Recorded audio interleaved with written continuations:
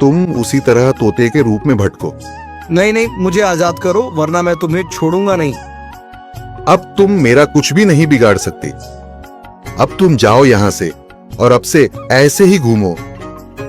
अब तुम्हें पता चलेगा कि दूसरों को दर्द देने में कैसा महसूस होता है। इसके बाद वह राक्षस वहां से उड़ जाता है। मरचू और उसकी पत्नी सीता दोनों खुश हो जाते हैं। मरचू पहले की तरह काम करने लगता है।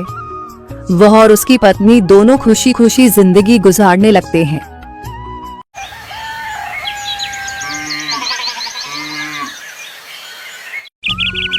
मरचू जंगल से लकड़ियां काटकर बाजार में बेचने गया, लेकिन उसे लकड़ियों के अच्छे दाम नहीं मिले।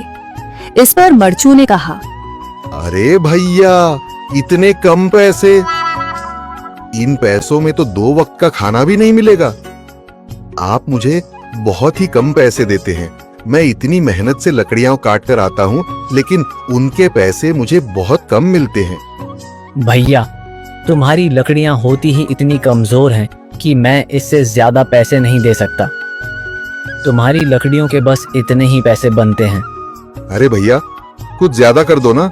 वो क्या है ना कि इन पैसों का तो कुछ भी नहीं आता। मैं अपनी जिंदगी कैसे गुजारूंगा? भैया, तुम जाकर अच्छी लकड़ियां लाओ, तभी इन लकड़ियों का अच्छा दाम मिल पाएगा, वरना इन लकड़ियों का तो यही दाम है। ये सुनकर मरचू बहुत ज्यादा परेशान हो गया और पैसे लेकर किराने की दुकान से सामान खरीदकर घर आ गया। घर पहुंचते ही मरचू की पत्नी सीता ने कहा, अरे जी, सामान ले आए आप? हाँ जी, सामान ले आया हूँ।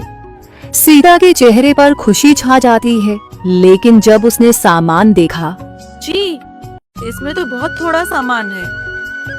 हाँ सीता, मुझे पता है कि यह सामान बहुत थोड़ा है, लेकिन मैं क्या करूं? मेरे पास जितने पैसे थे, मैं उतने का ही सामान लेकर आ गया हूँ। इस तरह हमारा गुजारा कैसे हो पाएगा जी? आपको तो पता ही है कि हम कितनी मुश्किलों से गुजारा करते हैं। हाँ हाँ, मुझे पता है, लेकिन मैं कर भी क्या सकता हूँ? मेरे पास इतने पैसे ही नहीं कि हम एक अच्छी जिंदगी गुजार सकें। इतनी मेहनत कर रहा हूँ, लेकिन फिर भी मेहनत का फल नहीं मिल रहा। इतनी मेहनत से अच्छी लकड़ी काट कर आता हूँ, लेकिन मुनासिब दाम नहीं मिलता। मैं तो बहुत परेशान हूँ। क्या करूँ? कहाँ जाऊँ? अरे जी, आप परेशान न हो, आप कोई और काम देख लें। मैंने कई बार काम तलाशने की कोशिश की, पर किसी ने भी मुझे काम नहीं दिया। ये सुनकर सीता भी काफी ज्यादा परेशान हो गई। मरचू से सीता की परेशानी नहीं देखी गई। उसने अपनी पत्नी सीता से कहा, मैं फिर से जंगल की ओर जा रहा हूँ।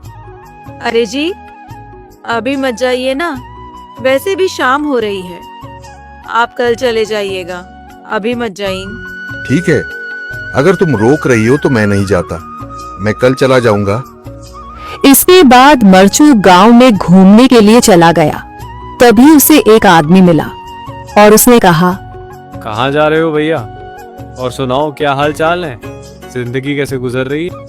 अरे भैया, तुम्हें तो पता है कि लकड़ियां काटकर कैसे गुजारा होता है। हाँ भैया, तुम सही कह रहे हो।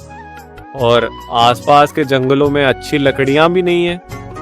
इसके लिए तो जंगल के अंदर जाना पड़ेगा। पर जंगल के अंदर तो काफी सारे जंगली जानवर होंगे। मुझे बहुत डर लगता है भैया, मैं जंगल में कैसे जाऊंगा? हाँ भैया, जंगली जानवर तो होंगे, लेकिन अच्छी लकड़ियां तो वहीं से ही मिलेंगी। ये सुनकर मरचू बहुत ज्यादा परेशान हो गया, लेकिन वह आदमी बिल्कुल ठीक कह रहा था। जंगल के किनारे की सारी लकड़ियां कट चुकी थीं। अब सिर्फ जंगल के अंदर ही अच्छी लकड़ियां बची थीं। अगली सुबह मरचू